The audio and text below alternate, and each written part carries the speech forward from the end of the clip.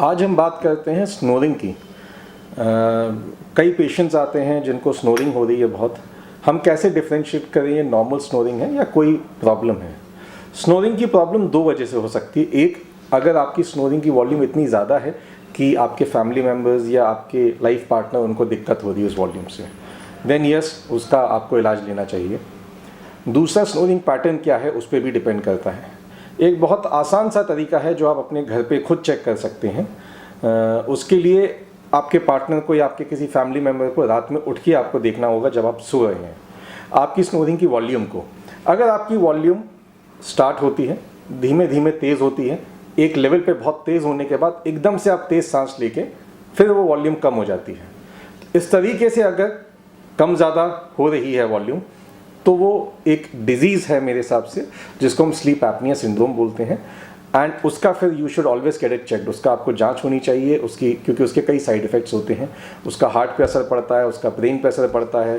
कईयों को सुबह नींद जल्दी आती है, बैठे बैठे झोंके आने लगते हैं, वो चीज़ें उसकी वजह से होता है। हेडेक होता है, इरिटेशन होता है, तो वो चीज़ें उससे होती हैं। अगर आपको स्लीप एपनिया है तो उसका ज़रूर इलाज होना चाहिए। या फिर स्नोरिंग की वॉल्यूम इतनी तेज़ है, कंटिन्यूस स्नोरिंग है बट उसकी वॉल्यूम इतनी तेज़ है। ये दो एक कॉमन वजह है जिसकी वजह से उसका इलाज होना चाहिए। स्टार्टिंग इलाज बहुत सिंपल है, वेट रिडक्शन। होता ये मोस्टली मोटापे की वजह से है। जब चर्बी जो अपन बाहर बोलते इकट्ठी हो गई वो अंदर सांस की नली में भी इकट्ठी हो गई, जिसकी वजह से ये होता है। तो इलाज उसका बहुत सिंपल है, वेट रिडक्शन। लेकिन उतना भी सिंपल नहीं है क्योंकि वेट रिडक्शन हो नहीं पाता है। अदरवाइज बाकी फिर ऑप्शंस होते हैं, कुछ मशीन्स होती हैं, बाईपैप मशीन्स होती हैं, कुछ ऑपरेशंस होते हैं, बाकी चीज़ें भी होती हैं। बट बेसिक इलाज उसका अगर हम वेट रिडक्शन कर सकें तो वो बेस्ट इलाज है। एंड जो एक बेसिक टेस्ट होता है उसको हम पॉलीसोमनोग्राफी बोलते हैं, जिसमें मरीज को सुला के यही उसकी सांस की पैटर्न, हार्ट रेट और ये सब चेक किया जाता है।